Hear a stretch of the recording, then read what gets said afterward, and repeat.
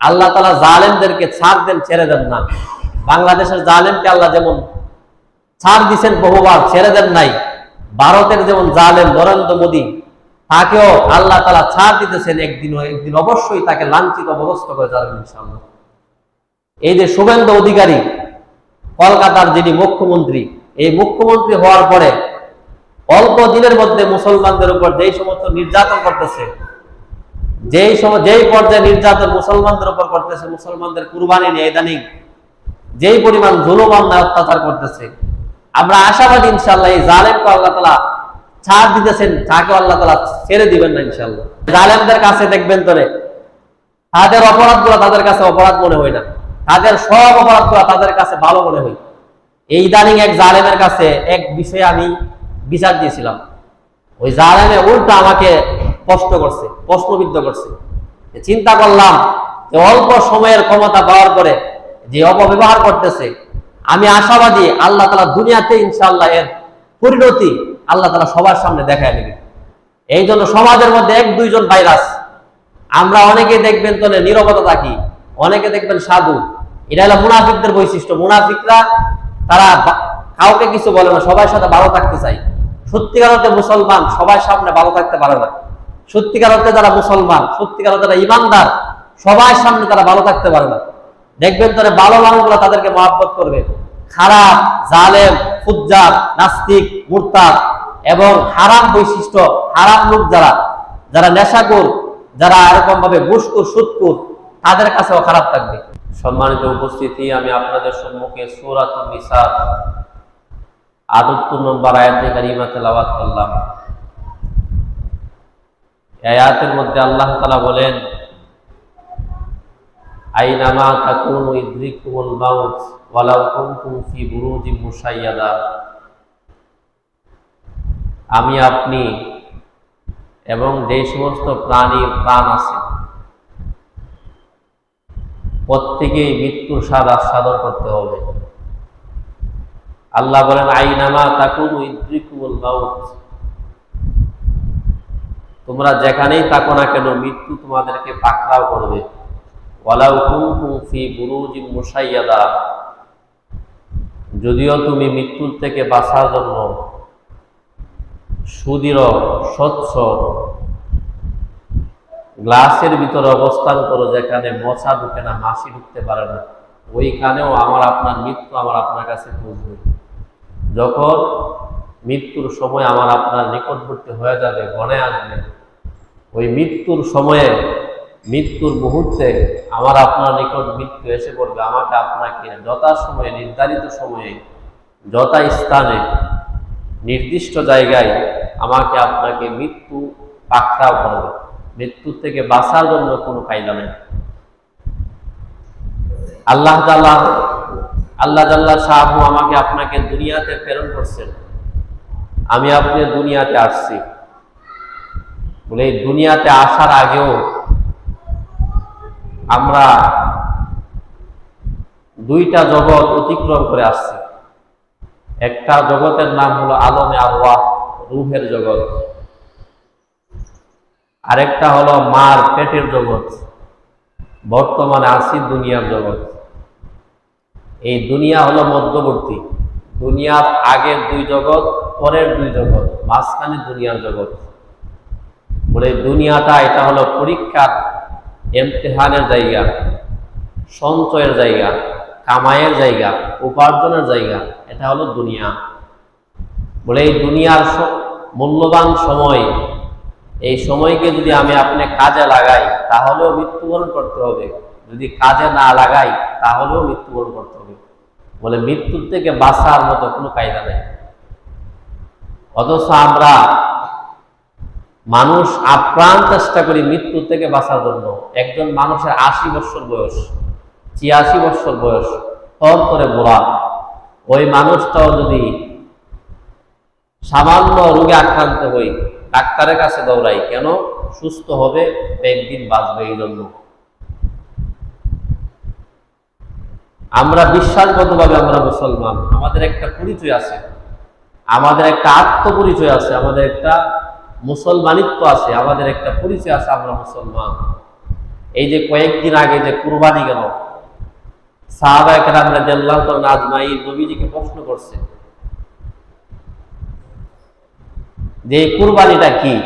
নবীজি জবাব দিয়েছেন, সুন্নাতু আবিকুম ইব্রাহিম আলাইহিস সালাতু ওয়াস সালাম, তোমাদের বাবা হযরত ইব্রাহিম আলাইহিস সালামের সুন্নাহ এই কুরবানি। আমরা মুসলমান, এই মুসলিম আমাদের যে একটা নাম, এই নামে আমাদেরকে পরিচিত করেছেন ইব্রাহিম আলাইহিস সালাম। এই জন্য ইব্রাহিম আলাইহিস সালামকে জাতির পিতা বলা হয়।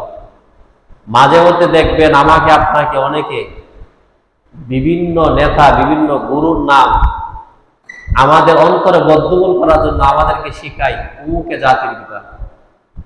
কেউ যদি বিশ্বাসগতভাবে, আন্তরিকগতভাবে যদি ভিতর থেকে যদি কেউ জাতির পিতা ইব্রাহিম আলাইহিস সালাম বিদিত অন্য কাউকে সম্বোধন করে, অন্য কাউকে বলে, তার ঈমান থাকবে না।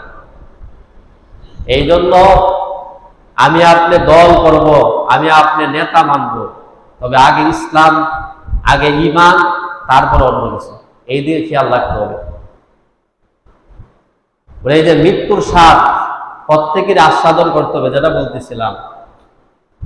এই জন্য মৃত্যুবরণ করার আগে আগেই এই দুনিয়ার পরবর্তী জগৎ, কবরের জগৎ, এরপরে আসা আখিরাতের জগৎ, এই দুই জগৎ আসার আগে এই দুই জগতে যাতে করে ভালো থাকা যায়, ভালো থাকতে পারি, এই জন্য এই দুনিয়াতে আমার আপনার ওই দুই জগতে ভালো থাকার জন্য উপার্জন করতে হবে, নেক আমল করতে হবে, ভালো কাজ করতে হবে।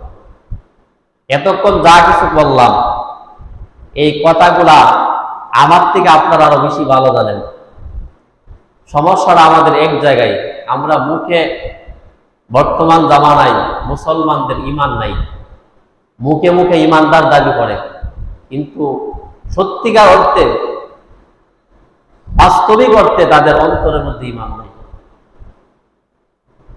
এই মৌখিক ঈমান বলে, ঈমান এমন একটা জিনিস যে যেমন মুখ দ্বারা আপনি প্রকাশ করছেন আল্লাহ এক, আখিরাত বিশ্বাস করেন, নবীজি রিসালাতকে বিশ্বাস করেন, পরকালকে, জান্নাত জাহান্নামকে বিশ্বাস করেন, এটা যেমন আপনি মুখ দ্বারা উচ্চারণ করছেন, ঠিক অন্তর দ্বারা আপনি বিশ্বাসও করতে হবে। এটাই দুইটার নাম হলো ঈমান। জবান দ্বারা প্রকাশ করা, অন্তর দ্বারা বিশ্বাস করা, দুইটার কোনো একটা যদি না থাকে আপনার মধ্যে ঈমান নেই। এই জন্য খুব সতর্কভাবে চলা, সতর্কতা অবলম্বন করে চলা। মৃত্যুর থেকে বাঁচার মতো কায়দা নাই। মৃত্যুর পরে যাতে অশান্তি না হয়, আল্লাহর শাস্তির সম্মুখীন যাতে না হতে হয়, ওই ক্ষেত্রে সব সময় সচেতন থাকা, ওই ক্ষেত্রে সব সময় নিজের মস্তিষ্ককে, নিজের চোখ কান খোলা রাখা। তারিখের কিতাব থেকে আপনাদেরকে একটা ওয়াকিয়া শোনাই। ডক্টর নূর আহমদ নূর রহিমাহুল্লাহ, উনি তাবলিগ জামাতের একজন মুরব্বী, উনি পাকিস্তানের। উনি বলেন যে আমি পাকিস্তান এক জায়গার মধ্যে আমি গেলাম তাবলিগ, দাওয়াত তাবলিগের কাজে। যারা তাবলিগ জামাতের সাথে সম্পৃক্ত তারা জানে তাবলিগের মধ্যে দুইটা গাছ হয়, একটা হলো উমুমি গাছ আর একটা হলো খুসুসি গাছ। খুসুসি গাছ মানে তিন শ্রেণীর ব্যক্তিকে তাবলিগের দাওয়াত দেওয়া হয়। প্রথমত দিনের বড়,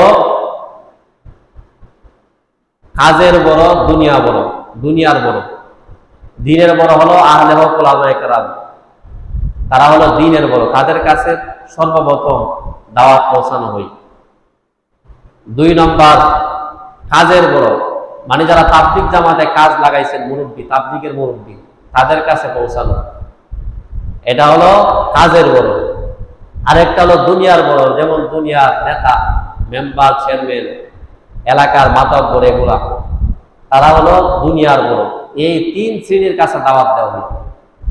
ডক্টর নূর আহমদ নূর রহিমাহুল্লাহ উনি বলেন, এই খুশুসি গাছের জন্য আমরা যখন এলাকার মধ্যে বাইর হলাম, গাছ করলাম, করার পর আসতেছি, হঠাৎ করে তাকায় দেখি মসজিদের পাশে কয়েকজন যুবক বসে বসে গল্প করতেছে। ওনাদের সবার চিন্তা আসলো যে তাদের কাছে, যেহেতু তারা মসজিদের পাশে, তাদেরকে দাওয়াত দিই। তাদের কাছে গেলেন, বললেন যে আমরা মসজিদ থেকে আসছি, আল্লাহর মেহমান, যে আপনারা যদি নামাজের জন্য মসজিদ যাইতেন, আমাদের কিছু কথা শুনতেন, তাহলে আল্লাহ খুশি হইতো। এই যে তাবলীগের যারা যেরকম ভাবে বলে, ডক্টর নূর আহমদ নূর রহিমাহুল্লাহ বলেন যে আমি তাদেরকে এরকম ভাবে আমরা দাওয়াত দিলাম, তারা বলল যে হযরত আমরা নামাজ পড়ি, ইনশাআল্লাহ আমরা আজান হলে মসজিদে যাব। এই কথা বলার পর তাদেরকে রেখে উনি চলে আসতেন। সত্যি সত্যি কিছুক্ষণ পর যখন আজান হয়েছে, ওই যুবকরা উজু করে মসজিদে আসছে নামাজ পড়ার জন্য। নামাজ শেষ করছে, নামাজ শেষ হওয়ার পর কিতাবি তালিমের জন্য বসছে। তো কিতাবি তালিমের সময় যখন একজন তালিম করতেছে, তালিম করতে করতে কবর আযাব সম্পর্কে আলোচনা করছে। উনি কবর আযাব বলতেছেন, কবর আযাব সম্পর্কে আলোচনা করতেছেন। এই আলোচনার মধ্যে দিয়া যুবকদের মধ্যে থেকে একজন যুবক দাঁড়ায় বলতেছে, হযরত আপনি তো কিতাব দেখে দেখে কবর আযাব সম্পর্কে আলোচনা করতেছেন, কিন্তু আমি আমার নিজ চোখে আমি কবর আযাব দেখছি। বলে আপনি তো কবর আযাব দেখে দেখে পরে পরে বলতেছেন, কিন্তু আমি নিজ চোখে কবর আযাব দেখছি। ডক্টর নূর আহমদ নূর রহিমাহুল্লাহ উনি বলেন, এই যুবকের বক্তব্যটা শোনার পর আমরা সকলে তার দিকে মুতাওয়াজ্জুহ হয়ে গেলাম, তার দিকে চেহারা করে তাকাইলাম। তাকায় দেখি যুবক মানুষ। ডক্টর নূর আহমদ নূর রহিমাহুল্লাহ বলেন, এ যুবক, আমরা দেখে দেখে কবর আযাব সম্পর্কে আলোচনা করব না। এই মাত্র তোমাকে আমরা বক্তা বানাই দিলাম, আমরা সবাই শ্রোতা হয়ে গেলাম, আমরা সবাই শ্রোতা, তুমি আমাদের বক্তা, আমাদেরকে কি কবর আযাব দেখলে এই সম্পর্কে আমাদেরকে তুমি বলো। ওই যুবকটার দিকে আমরা যখন সবাই, ডক্টর নূর আহমদ নূর রহিমাহুল্লাহ বলেন, ওই যুবকের দিকে আমরা সবাই মুতাওয়াজ্জুহ হয়ে গেলাম। যুবকের চেহারার দিকে সবাই চেহারা দিয়ে বসে গেলাম। এবার যুবক তার চোখে দেখা কবর আযাব বর্ণনা করতেছে। যুবক এবার ডাক দিয়ে বলে, শুনেন, অনেক দিন যাবত আমি একজন পাকিস্তানের সাবেক সেনাপতি, পাকিস্তানের সাবেক সেনাবাহিনীর কর্মরত কর্মকর্তা আমি একজন মানুষ। আমি এরকম ভাবে 65 ইংরেজিতে যখন ভারত পাকিস্তান যখন যুদ্ধ হয়, ওই যুদ্ধের মধ্যে আমি অংশগ্রহণ করেছিলাম। পাকিস্তানের বাহিনী, পাকিস্তানের পক্ষ হইয়া আমি একজন পাকিস্তানের সৈন্য। তখন তার ওই যুবকটা ডাক দিয়ে বলতেছেন, শুনেন, আমি যখন এরকম ভাবে যুদ্ধরত অবস্থায় পাকিস্তানের এক জায়গার মধ্যে, কবরের পাশে এক জায়গার মধ্যে আমাদের অস্ত্রগুলা এরকম ভাবে কবরের মধ্যে রাখা, মাটির নিচে রাখা, দুইজন করে এরকম ভাবে দুইজন করে দায়িত্ব দেওয়া হতো এই অস্ত্রগুলাকে পাহারা দেওয়ার জন্য। একজন রাত্রেবেলা আর একজন দিনের বেলা। একজনের দায়িত্ব শেষ হওয়ার পরে আরেকজন দায়িত্বের মধ্যে আসতো। একজন নামাজে দাঁড়াইলে আরেকজন এরকম ভাবে দায়িত্বের মধ্যে দাঁড়ায় যাইত। এরকম ভাবে যখন দায়িত্ব দেওয়া হলো আমাদের দুইজনকে, আমার সাথে একজনকে দায়িত্ব দেওয়া হলো ওই অস্ত্রগুলাকে পাহারা দেওয়ার জন্য। আমি এরকম ভাবে অস্ত্রগুলা পাহারা দেওয়ার জন্য দাঁড়াবো। আমার এক বন্ধু এরকম ভাবে আমার আগে এসে লম্বা সময় পর্যন্ত এরকম ভাবে রাত্রেবেলা ফজরের আগ পর্যন্ত সে দায়িত্ব পালন করলো। ফজরের আগ মুহূর্তে আমার দায়িত্ব যখন আসলো, আমার বন্ধু আমার কাছে দায়িত্ব অর্পণ করে সে চলে গেল, বিশ্রামের জন্য চলে গেল। লম্বা সময় পর্যন্ত দায়িত্ব করার কারণে আমার বন্ধুটা ক্লান্ত হইয়া অতি তাড়াতাড়ি আমার কাছে দায়িত্ব দিয়ে চলে গেল। আমি এরকম ভাবে অস্ত্রগুলা পাহারা দেওয়ার জন্য ওই গর্তের পাশে আশেপাশে ঘুরতে লাগলাম। চিন্তা করলাম এমনি এমনি সময় নষ্ট করার প্রয়োজন নাই।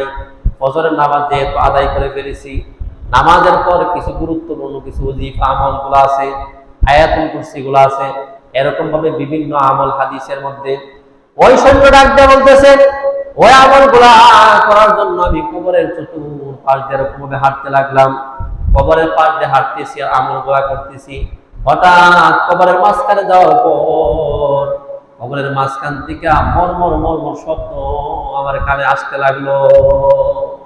কে যেন আওয়াজ করতেছে, মরমর আওয়াজ শুনতে শোনা যায়। ওই সৈন্য বলে যে আমল করা অবস্থায় সে তো মুসলমান। বলে মুসলমান মৃত্যুকে ভয় পায় না।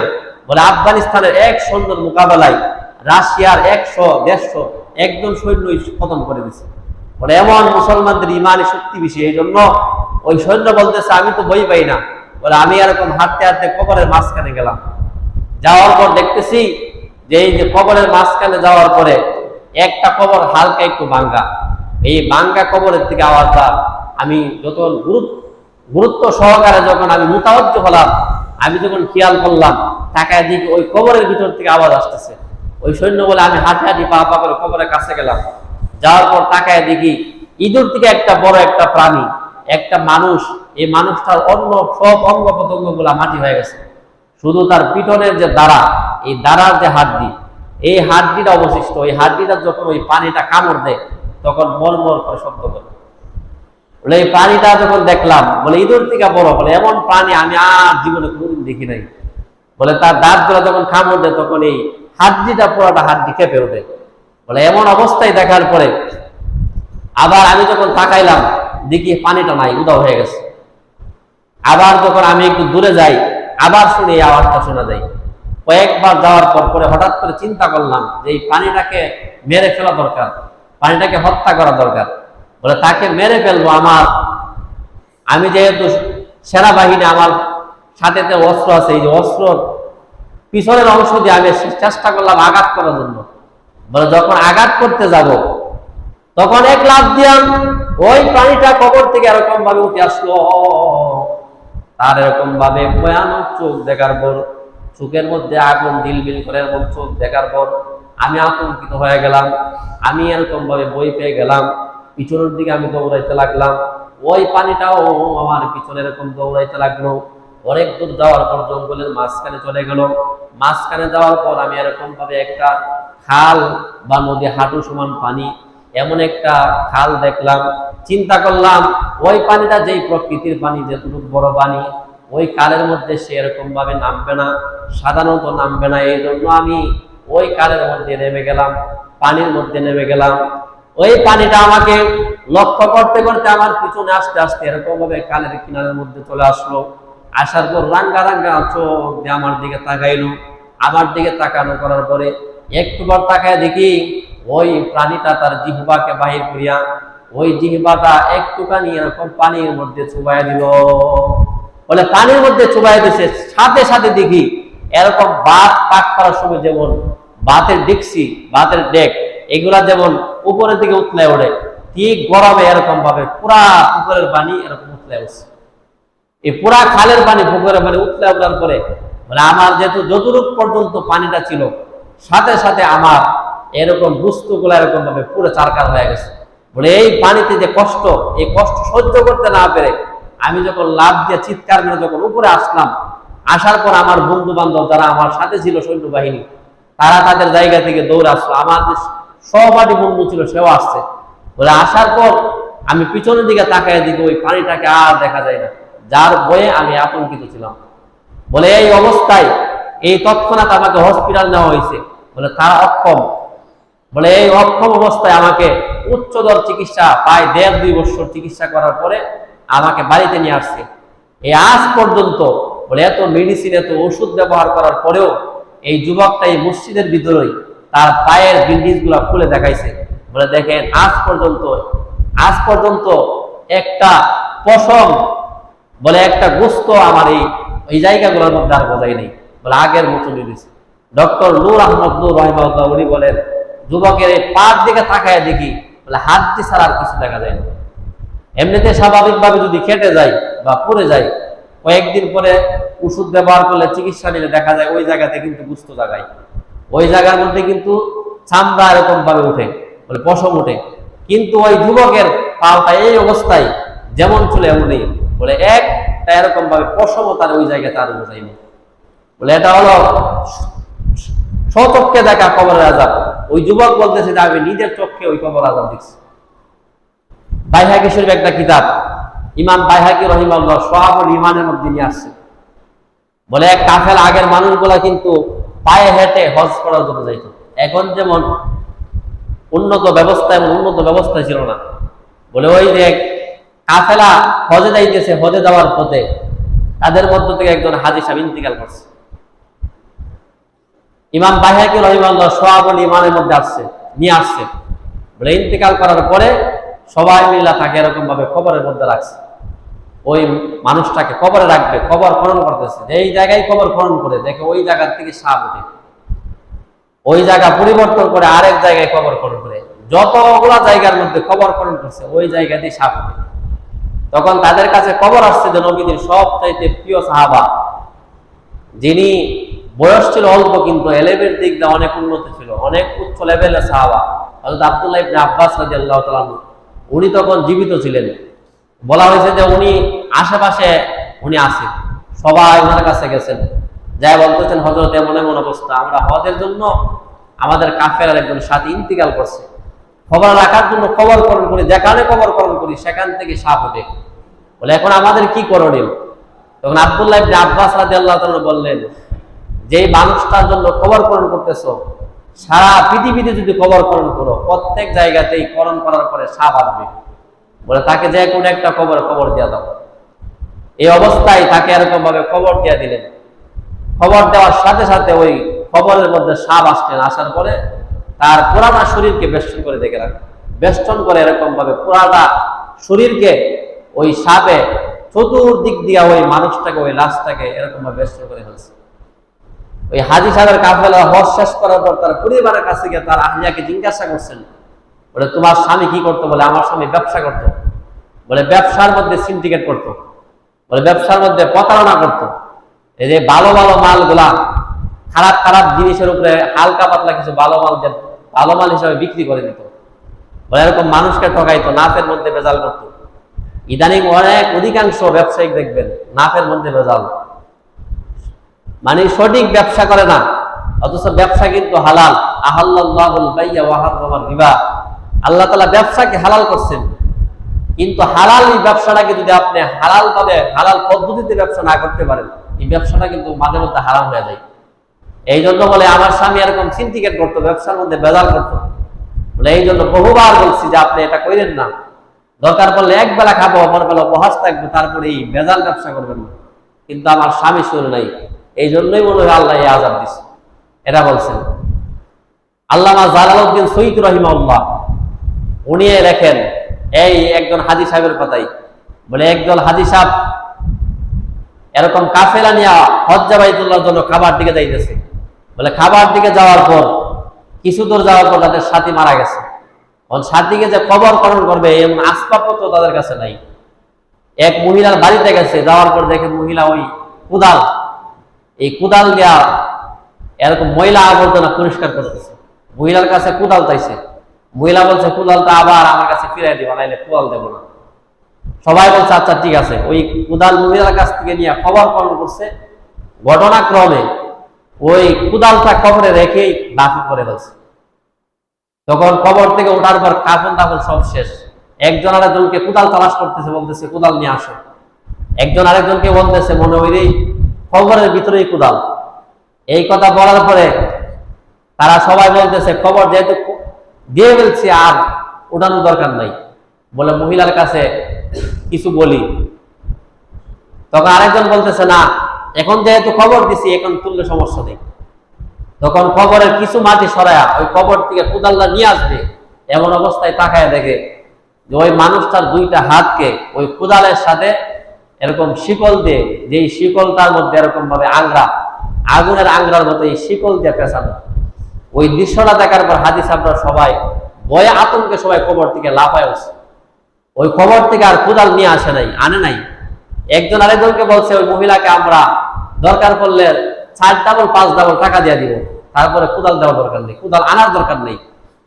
বলে এই কাফন শেষ করার পরে মহিলার কাছে গেছেন, যে মহিলাকে বলছেন যে এমন এমন অবস্থা, বলে আপনার কুদালের টাকা আপনি 4 ভাগের 1 ভাগ, 4 ভাগ নিয়ে যান বা 5 ভাগ নিয়ে যান, আপনাকে কুদাল দিতে পারবো না। তখন ওই হাজী সাহেবরা হজের কাজ শেষ করার পর মহিলার ওই হাজী সাহেবের বাড়িতে গেছেন, যাও ওনার আহলিয়াকে জিজ্ঞাসা করছে। ওনার আহলিয়া বলছেন আমার স্বামী জালেম ছিল, সে মানুষের উপর জুলুম করত, সে মানুষের উপর অন্যায় ভাবে তার হাত কিছু প্রসারিত করত। বহুবার বলছি যে মানুষের উপর জুলুম করিও না, আল্লাহ তাআলা জালেমদেরকে ছাড় দেন, ছেড়ে দেন না। বাংলাদেশের জালেমকে আল্লাহ যেমন ছাড় দিচ্ছেন বহুবার, ছেড়ে দেন নাই, ভারতের যেমন জালেম নরেন্দ্র মোদী, তাকেও আল্লাহ তাআলা ছাড় দিতেছেন। একদিন অবশ্যই তাকে লাঞ্ছিত অবস্থা করে যাবেন ইনশাআল্লাহ। এই যে শুভেন্দু অধিকারী কলকাতার যিনি মুখ্যমন্ত্রী, এই মুখ্যমন্ত্রী হওয়ার পরে অল্প দিনের মধ্যে মুসলমানদের উপর যেই সমস্ত নির্যাতন করতেছে, যেই পর্যায়ে নির্যাতন মুসলমানদের উপর করতেছে, মুসলমানদের কুরবানি নিয়ে ইদানিং যেই পরিমাণ জুলুম অন্যায় অত্যাচার করতেছে, আমরা আশাবাদী ইনশাআল্লাহ এই জালেমকে আল্লাহ তাআলা ছাড় দিতেছেন, তাকে আল্লাহ তাআলা ছেড়ে দিবেন না ইনশাআল্লাহ। বলে আমরা মুসলমান, আমাদের নিজেদের আত্মপরিচয় আমরা বুঝি না। ওই মহিলা তখন বলতেছে, আমার স্বামী জালেম ছিল, প্রতিবেশীরা কেউ তার কাছ থেকে নিরাপদে থাকতো না, সবার উপরে সে এরকম ভাবে সবার উপরে সে জুলুম করত, সে তার ক্ষমতার অপব্যবহার করত। আমার স্বামী টাকা পয়সাওয়ালা ছিল, এই অনেক মানুষের পাওনাদারের টাকাগুলা মেরে, অনেক গরিব মানুষের হক নষ্ট করে, অনেক ইতিমের মাল আত্মসাৎ করে সে টাকাগুলা দিয়ে হজে গেছে। তাকে এরকম ভাবে কবরের মধ্যে আজাদ দিবে না, দিবে কারে? স্ত্রী স্বামীর বিরুদ্ধে বলতেছে। আমি অনেকে মনে করি এই যে যারা সুদকান, যারা সুদকুর, যারা ঘুষখোর, যারা মানুষের টাকা পয়সাগুলো আত্মসাৎ করেন, যারা এদিক সেদিক এমনে সেমনে বড়লোক হয়ে গেছেন, আমি মানুষের উপর এরকম ভাবে জুলুম অন্যায় অত্যাচার করে যারা বড়লোক হয়ে গেছে, টাকা পয়সাওয়ালা হয়ে গেছে, তারা কিন্তু মনে করে যে অনেক কিছু, তার বিবি, তার সন্তানাদি, এই সন্তানগুলা যদি সুস্থ বিবেকবান হয়, ওই সন্তান কিন্তু অন্তর দিয়ে বাবারে ঘৃণা করে। যদিও এরকম ভাবে মানুষের সামনাসামনি বলে না, সামনাসামনি কিছু বলে না, কিন্তু সত্যিকার অর্থে যদি সন্তানটা আদর্শরা হয়, ওই সন্তানগুলা কিন্তু সুদকুর বাবারে পছন্দ করে না, বিবি কিন্তু জালেমরে পছন্দ করে না। বলে ওই মহিলা যখন বলতেছে আমার স্বামী হজে গেলে কি হবে, কিন্তু যে টাকা পয়সা দিয়ে হজে গেছে একটা টাকাও হালাল না। বলে মানুষের অন্যায় ভাবে মানুষের ওই আশেপাশের বাড়িগুলা দেখাইছে, বলে তার সম্পদ, তার ক্ষেত, তার বাড়ি, এই সবগুলা দখল করে সিন্ডিকেট করে তারপরে আমার স্বামী হজে গেছে। তার হজ কেমনে কবুল হবে? তাকেই তো আল্লাহ ধরবে। এই বিবির সম্পর্কে, এই সম্পর্কে শুনছে। এই জন্য যারা এই সামান্য পরিমাণ সময়ে ক্ষমতায় আসার পরে, ক্ষমতা থাকার পরে যারা অপব্যবহার করে, সচেতন হওয়া দরকার, তওবা করা দরকার, ফিরে আসা দরকার। মানে জালেমদের কাছে দেখবেন তাদের অপরাধগুলো তাদের কাছে অপরাধ মনে হয় না, তাদের সব অপরাধগুলো তাদের কাছে ভালো মনে হয়। এই ইদানিং এক জালেমের কাছে এক বিষয়ে আমি বিচার দিয়েছিলাম, ওই জালেমে উল্টা আমাকে কষ্ট করছে, প্রশ্নবিদ্ধ করছে। চিন্তা করলাম যে অল্প সময়ের ক্ষমতা পাওয়ার পরে যে অপব্যবহার করতেছে, আমি আশাবাদী আল্লাহ তাআলা দুনিয়াতে ইনশাআল্লাহ এর পরিণতি আল্লাহ তাআলা সবার সামনে দেখায় নেবে। এই জন্য সমাজের মধ্যে এক দুইজন ভাইরাস, আমরা অনেকে দেখবেন নীরবতা থাকি, অনেকে দেখবেন সাধু। এটা হলো মুনাফিকদের বৈশিষ্ট্য। মুনাফিকরা তারা কাউকে কিছু বলে না, সবার সাথে ভালো থাকতে চাই। সত্যিকার অর্থে মুসলমান সবার সামনে ভালো থাকতে পারে না। সত্যিকার অর্থে যারা মুসলমান, সত্যিকার অর্থে যারা ইমানদার, সবার সামনে তারা ভালো থাকতে পারে না। দেখবেন ভালো মানুষগুলো তাদেরকে মহব্বত করবে।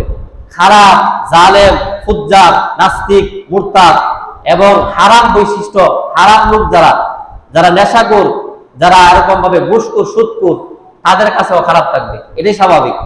আপনি মুসলমান হওয়ার পরে আপনি এমনি মুখ লাগান, এদিক দিয়েও মুখ লাগান, এই ওনার কাছেও ভালো, আমার কাছে ভালো, আপনার কাছে ভালো, সবার কাছে ভালো। এটা মুসলমানের বৈশিষ্ট্য না। মুসলমান তো এমন থাকার কথা না।